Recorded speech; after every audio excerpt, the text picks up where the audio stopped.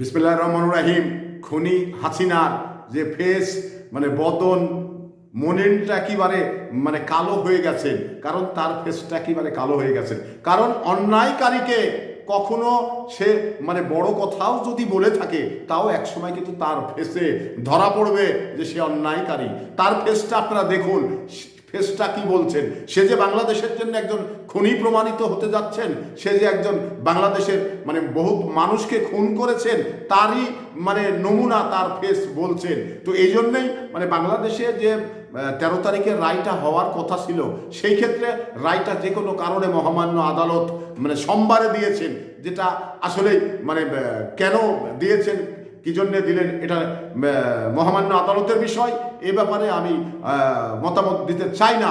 তবে অন্যায়কারীর যে ফেস দেখে চেনা যায়, অন্যায়কারীকে যে চাল চলন দেখে চেনা যায়, এটারই বাস্তব নমুনা